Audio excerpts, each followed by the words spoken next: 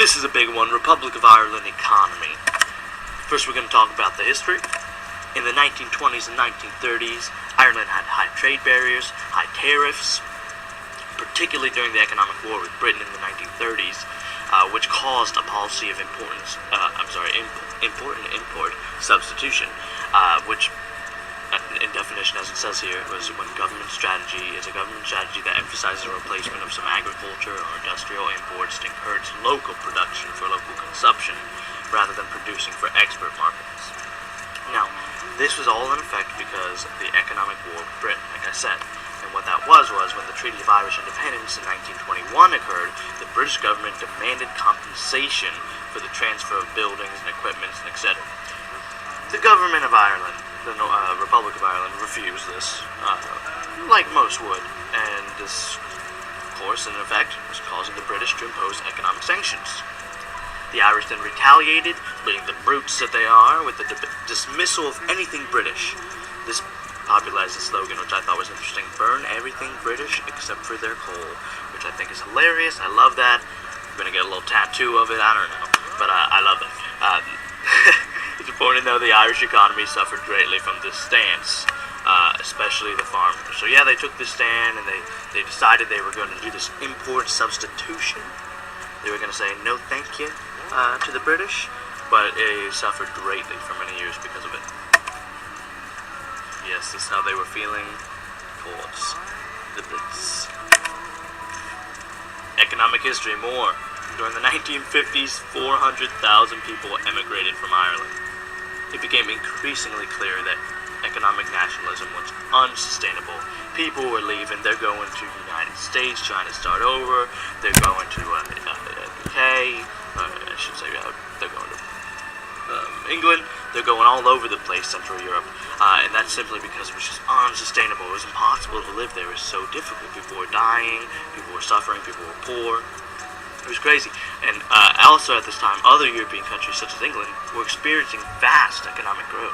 So it was shocking to learn and read about the fact that Ireland was just suffering for so long, while other countries were just experiencing such growth. And yes, you can take the stance that it varies through time, but Ireland didn't vary too much until we reached 1995, when there's a huge growth, but we'll get there. This is my little friend here. He's a little sad. In the 1970s, population increased by 15%, and national income increased at an annual rate of about 4%. That's fantastic. This is the first growth in a long time. First major growth is what I should say. So that's important. Got money coming in, a little bit. I thought this picture was nice. Represents not just money, let's represent the amount of people that are coming to and staying in Ireland. Boom, 1987, Fianna Fáil reduced public spending, cut taxes, promoted competition, good decisions. By the way, this is one of the major Irish political parties. I know we talked about that already, but I guess we're going to cover it by Dave Valera in 1926 as a Republican Party. Now, also looking at this is we have Ryanair, which is an Irish low-cost airline, which used Ireland's deregulated aviation market to help European regulators see benefits of competition in transport markets. Now that's going to lead me into investors. Investors, we have Intel, which invested in 1989 in Ireland. It was followed by a number of technology companies such as Microsoft, Google, all these companies investing into the production in Ireland, the economy of Ireland. Boom, boom, we see their logos. Moving on, like I said, Ryanair covered it. A little plane right there, a little action there. Oh gosh, what is this? What's the Celtic Tiger? I have no clue. What is this? This is big. People, this is huge. This is the years of 1995 to 2007. A huge economic boom that occurred within Ireland, the Republic of Ireland. The economy was later named the Celtic Tiger. And since then, since the recession, there's been many jokes about the tiger, a lot of imagery, talking about they stuffed the tiger with money, and now it can't breathe. Different stuff, crazy stuff, but it's important to cover the boom, the huge economic success that was in this time period we call the Celtic Tiger. Hello. Since the mid-1990s, Ireland experienced one of the fastest growing economies in the world. Between 1985 and 2002, private sector jobs increased by 59%.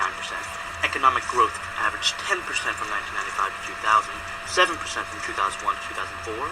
In a single decade, unemployment fell to about 4%, which is basically, more or less, full employment.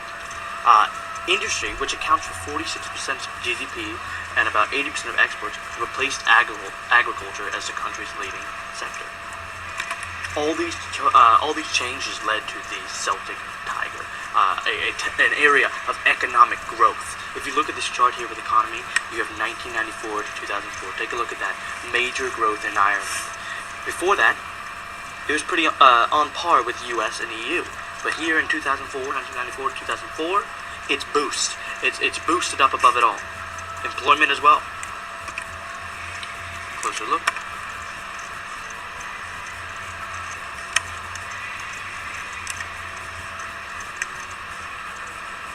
By almost 15% from 1996 to 2005, in a striking reversal of previous trends. If you look back through the centuries, Ireland had always struggled with people emigrating away from it, or people dying off and the famine and whatnot. Population always remained low, but here, population is increasing majorly. In 1 year alone, July 2004 to June 2005, employment increased by 5%. That's extraordinary. Ireland is now seen as a land of opportunity by many workers from the 10 newest EU member states, and public budgets were in balance. Foreign investments were equivalent to 17% of GDP in 2003. The Celtic Tiger was an area, a time frame that changed Ireland. Look at this, you see population rising and rising and rising. Why did it happen? The economy shifted from an agriculture to a knowledge economy, focusing on services and high-tech industries rather than agriculture, like we mentioned earlier. A knowledge economy is the use of knowledge technologies, knowledge engineering, knowledge management, whatnot, to produce economic benefits as well as job creation. Factors that fueled the economic boom were low corporation taxes, greater access to third-level education for our kids, social partnerships between governments and trade unions, and low taxes that attracted foreign investment. This was business wanted to come here. Business wanted to start out here. People wanted to invest in Ireland. This was a major. First step was to cut spending severely. And Ireland did this. They cut programs, they cut government agencies. They had to, because they knew. They had suffered for so long, whether it was through a high amount of immigration, low amount of immigration, just bad economy, that they knew they had to do whatever they could to get a boom here. And they got it in the Celtic Tiger. So this is what they did. They did that cutting. They cut tons of programs. And then secondly, what they did is, which is actually quite fascinating, is they took moderate wage increases in return for modest reduction in direct income tax. In effect, this allowed take-home pay to increase more than the pay raise granted by employers. This was genius.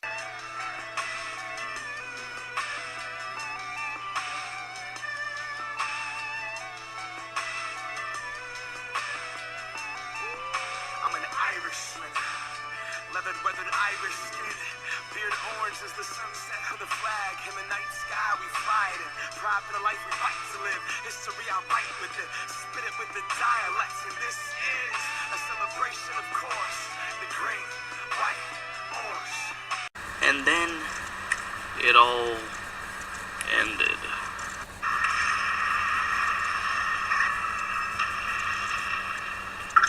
Hey, do you hear something?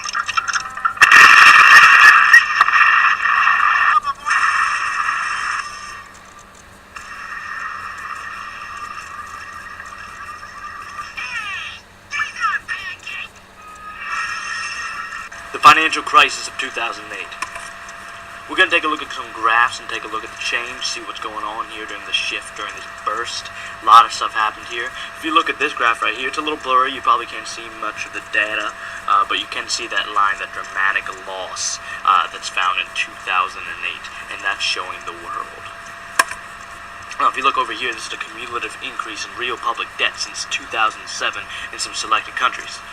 Looking at Ireland, where it is on the map, I shouldn't say map on the graph, compared to where the UK and the US is, it's dramatically more, dramatically different, and even in the whole list of countries used here, it is the second highest in debt increase. Looking at unemployment, which is also affected by the economy. If you look through the years of the Celtic Tiger, relatively low. The red line is Ireland, by the way. Relatively low. Lower than England. Then we get to 2008, and it shifts up. Unemployment reaches an all-time high for in a long time, at least in the past decade. It's unbelievable. This burst, this crisis of 2008, led to an insane amount of loss, an insane amount of negative effects for Ireland and the whole world. The financial crisis of 2008 affected the Irish economy severely, compounding domestic economic problems related to the collapse of the Irish property bubble, which is now what we'll talk about because this is where it all began. The property bubble in the Republic of Ireland was an unsustainable bubble in the price of the real estate during Celtic Tiger. If you remember, the United States has experienced the same thing. As occurred in some Western European states, the property bubble peaked in around 2006, and then it burst, coming to end in 2008. The effects of the burst: by 2010, house prices in the Republic of Ireland had fallen by 35%. The number of housing loans approved fell by 73%. The fall in domestic and commercial property prices contributed to the Irish banking crisis, and as of February 2013, just a few months ago, prices continue to fall. House prices, even in Dublin, are now down 56%. An apartment down 62%. Let's look farther. Responding to the pressures caused by this bubble burst and the decisions leading up to it, the government have decided to issue a blanket guarantee of the bank's liabilities and to recapitalize them using public funds. This is what's happening in 2008. This is what they decided. The large costs of these measures exhausted the structural budget deficits further. They had no idea how deep they were in. The bank debt was added to an already significant budget deficit, causing international investors to question the sustainability of Irish sovereign debt. And in effect, even further, in November 2010, Irish government debt, referring to the yields, reached an unsustainable 9%, which meant that the government was effectively locked out of international bond markets, unable to borrow to fund the deficit. This is all happening in the year 2008 to 2010. In 2 years, so much has changed, and yet it took so long to reach the Celtic Tiger, live out the Celtic Tiger, and watch it burst and end in 2008. Now, since the crisis, in July 2011, the EU leaders agreed to reduce the interest rate and to extend the length of time on the EU loans provided to Ireland.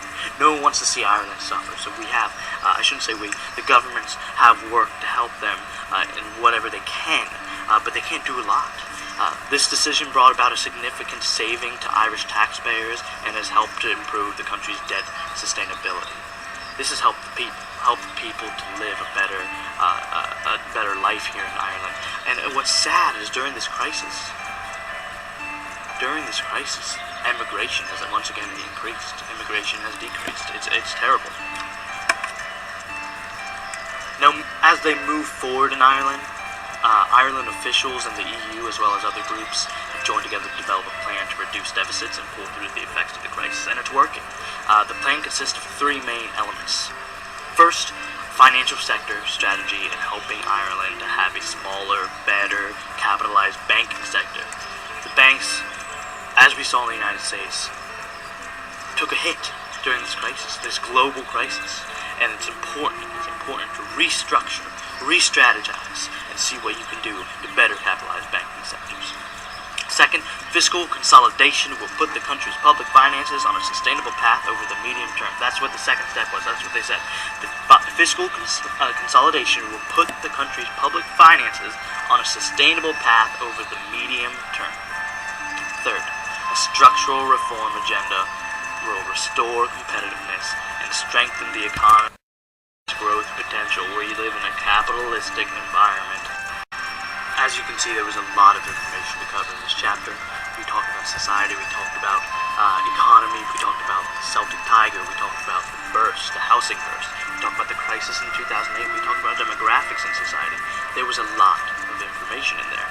So I hope you got a lot out of it. I hope you can go back and use this in your papers this week. And I look forward to your responses and anything you have to say to me.